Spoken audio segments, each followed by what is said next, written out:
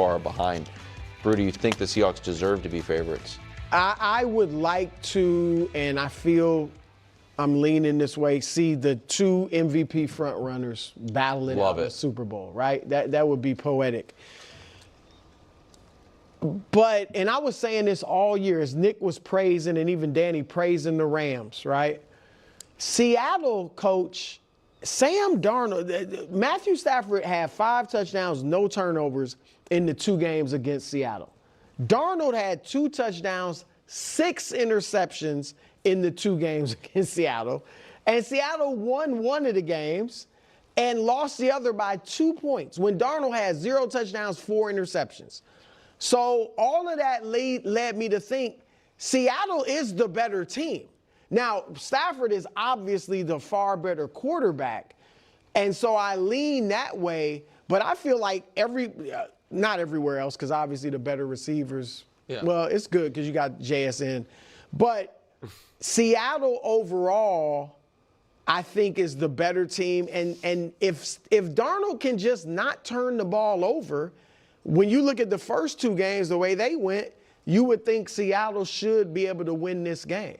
So I understand. There's a lot of points on the board the second game. Right, but I mean, you can't just play a super. But he still had 2 turnovers and wasn't playing well until the last half a quarter or whatever it was.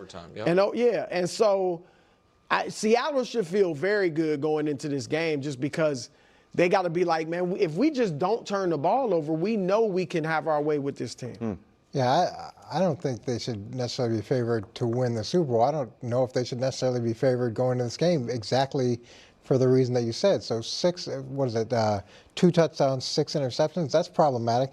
And the last game, the Rams had almost 600 yards of offense. And even in the game they lost, it was that backward pass. Yeah, the 2-point conversion. Was it a backward pass? Was it, and completely could have gone the other way. And so now we fast forward, and the first game, the question, remember that moment was, could Darnold rise up in a big moment? That was his issue in Minnesota. He wasn't able to, and he throws the 4 picks. So to say all he has to do is not turn the ball over, he hasn't shown the ability to do that, and he hasn't shown the ability in these big moments to overcome. What's been his Achilles heel? I mean, except for the last couple weeks. I mean, they played for the 1 seed against the Niners. He didn't do much, but played a clean game, and they won 13-3. This game, then obviously he doesn't have to do really anything. They blow him out. That seems to be the way they're going to try to go. I mean, the last 3 games they have played. He plays well against the Niners. I don't even know that he's playing well. He's just they're not doing much with him. The last 3 games the Seahawks have played, they played the playoff-bound Carolina Panthers. Darnold did nothing. They won by 17. They played the Niners in a game for the 1 seed in San Francisco. Darnold did not do much. They won by 10. And they played the Niners in a playoff game. That you see Darnold's stat line. They won by 35. The Seahawks do. I think it would be, the gambling part of my brain just says it would be asinine for anyone else to be the favorite. They have been clearly the most solid team, and they're at home, and all things considered, I know they just lost Charbonnet. They are healthy. And how are those playoff picks going for you? Well, hold on a second. Hold on a second. With that said, I actually agree with you. Like, I'm going to, in this spot, I'm certain of it, believe in the Rams. But like the Seahawks have the body of work start to finish of the season that say they're the best team in the league, but I am certainly except against this team. That's except against I'm on oblique watch. Okay, yeah, Seattle Seahawks fans, we are in a crazy spot right now with this Seahawks team, because the Seahawks are actually in a very similar situation to that of Philadelphia Eagles of last year, where we're like, everyone's like, this team is the best team in the NFL. They got the best defense, the best roster, the best wep. But I don't trust the quarterback. I don't trust the quarterback. If Jalen Hurts needs to be the quarterback, they're going to lose. That was the whole thing. Oh, you beat the Eagles by making Jalen play quarterback, and then he plays quarterback and they win. And so that's why this focus ends up being on Sam Darnold. And and I've said this before, I think it makes total sense that the Rams, that you have more trust in a team like the Los Angeles Rams because of McVay, Stafford, etc. It's something that we've truly seen. We've seen it in a literal Super Bowl that literally directly led to a Super Bowl win. That's hard to not factor in. Whereas we have not said we've not seen this. This will actually be the biggest game for Sam Darnold, McDonald, Kubiak, etc. It will not be the biggest game for Sean McVay, Matthew Stafford. They've been there. They've been in a Super Bowl. They've won a Super Bowl. McVay has been to multiple Super Bowls. This is a big game. This is an important game. It's not the biggest game of their careers. It is for the Seahawks. It is for the Seahawks. And so that's where, to me, the defense has to rise to the occasion. The defense has to rise to the occasion. If the defense rises to the occasion, you win a Super Bowl. And I am not Mr. Defense wins championships. I'm really not. But I'm just telling you right now, the defense answers the call, they win it all. I forget, in my earlier heard video, I gotta go watch it because I kept saying some sort of phrase and I kept repeating it. I'm like, you win a Super Bowl. You do this, you win a Super Bowl. I forget what I said now.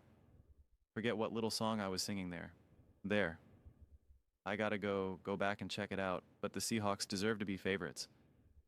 But we're in a situation where everyone's going to be picking the Rams because of that trust factor that I keep talking about. And I get it. As someone who has believed and supported the Seahawks from the jump, I get it. I get it. I get it. I get it. And if you were forced to pick right now and you were like, dude, your life literally depends on it, who do you think is going to rise to the occasion? Matthew Stafford or Sam Darnold? Who do you think? And you would be like, well, Matthew Stafford. I mean, I've defended Sam Darnold all day, every day for the last 2 full seasons. Every single week, I've had to defend Sam Darnold. Every single week. Every single week for the last 2 full seasons. I'm still saying I trust Matthew Stafford over Sam Darnold. That's for sure. That is for sure. I've been praising Clint Kubiak, praising him from the mountains. I'm still picking Sean McVay. Not even have to hesitate. Not even have to hesitate.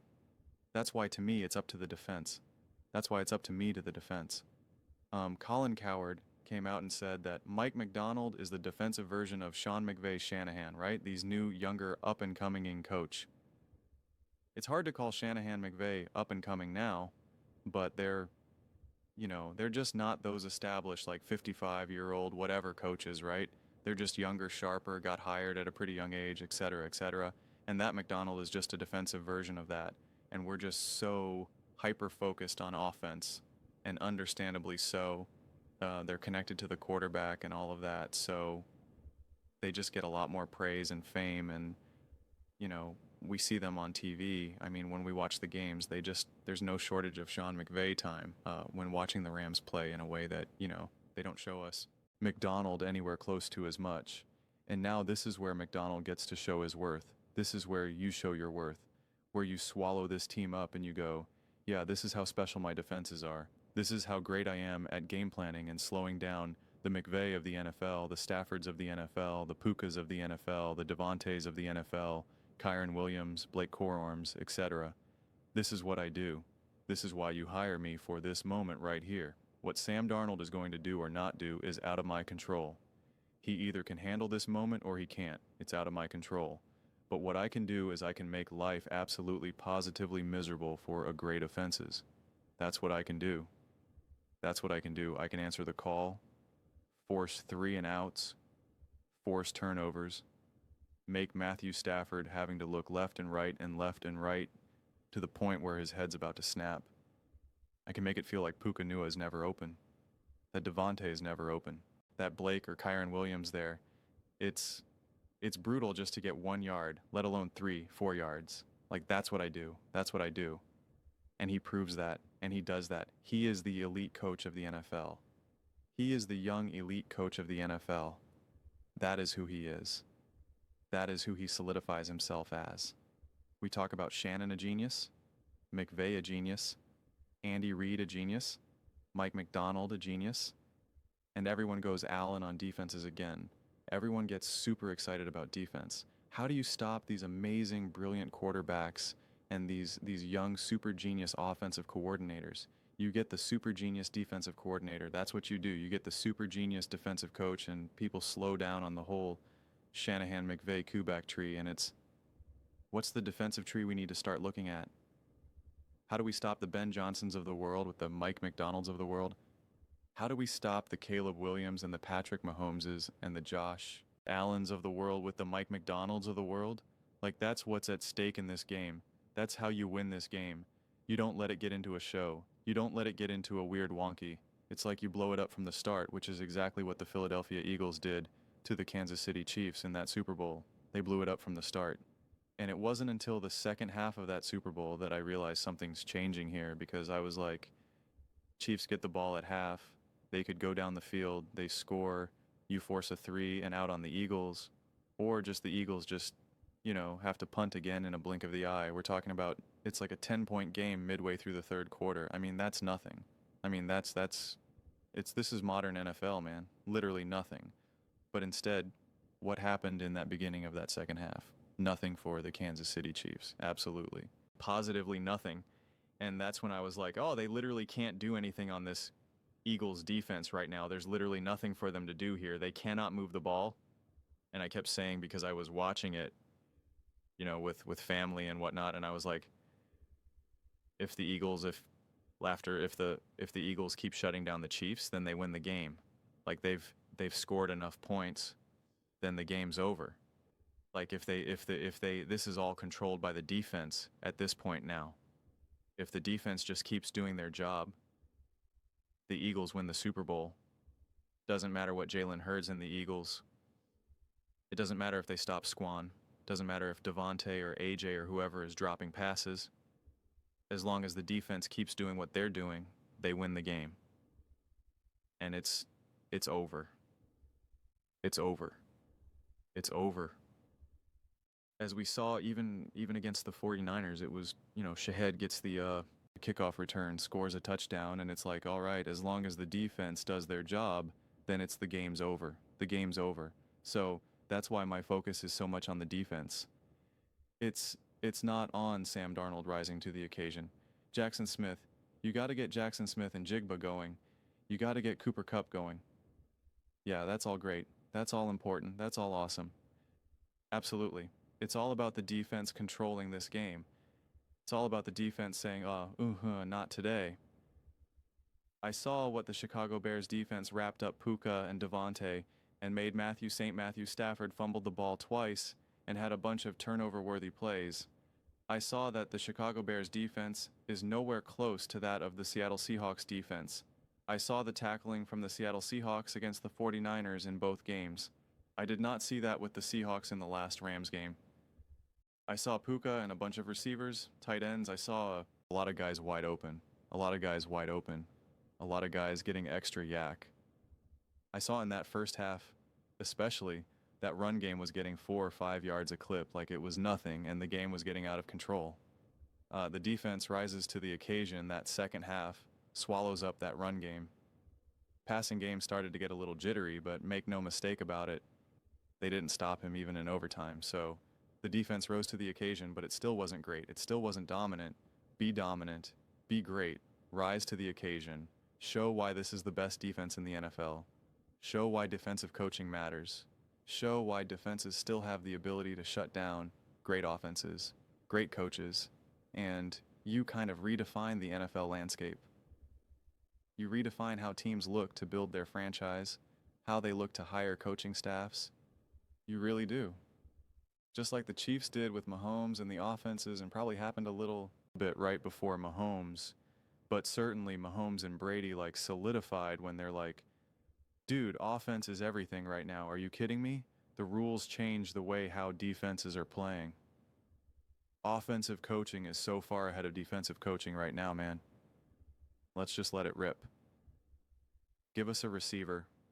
Give us a tight end. Give us a smart enough coach. And it's just, we're going to hang 35 points on you like it's nothing. Mike McDonald gets to show everyone know that year is done. That era is done. So, I'm telling you right now, this game legitimately has real ramifications for how the NFL will continue to unfold, the type of product we will all witness. The Seahawks win this game and win the Super Bowl, we are going to see so much more of a defensive forward NFL. I'm telling you right now. There will be such a significant emphasis on the defense, and it will change how teams are built and who they decide to pay for and who they let go. Yeah, that wide receiver is great. Nah, don't need him. Care more about this corner, this DB, this edge rusher, whatever. It's like, yeah. Do we take a chance on Cliff Kingsbury? Nah, I really take a chance on Halfley right now, on Mentor, whoever's coming up the tree with McDonald right now. And it's like, yeah, but we got to make sure that Lamar Jackson can have a great offensive coach. It's like, we build a dominant defense. I trust Lamar will get the rest of the job done. I'm just telling you, you change it. You flip it back upside down. The pendulum swings back, which would be really fitting for the Seattle Seahawks, considering how they've obviously won in the past. It'll actually be a pretty cool full circle moment because they were probably the last time, them and the Broncos were the last time that it was really like actually why it would be pretty cool to have the Seahawks and the Broncos back in this role, because then it would be full circle of like, we told you all defense wins championships. We told you, we tried to tell you guys we were the last two true defensive powerhouses to lead us to victory, to lead us to Super Bowls, or at least we made defense cool at that time. Legion of Boom, we made defense cool. Now we're making it cool again. We're bringing it back. But those are just my thoughts. I'd absolutely love to hear yours. What do you guys all think about the whole idea that the Seattle Seahawks deserve to be favorites, but they're still doubted? Let me know your thoughts in the comments below. I read every single comment. So whether you agree with me or disagree with me, either way, let's get into some discussions. Let's get to some fights, but ultimately, let's just have some fun. And please do consider subscribing. We are building an amazing community here and absolutely love to see you part of it. I want to build something that we all legitimately feel connected to, something that we're really excited to be part of. I think we're well on our way to doing it. Please don't forget to give this video a thumbs up, as it really does help visibility in the algorithm. Thank you so much.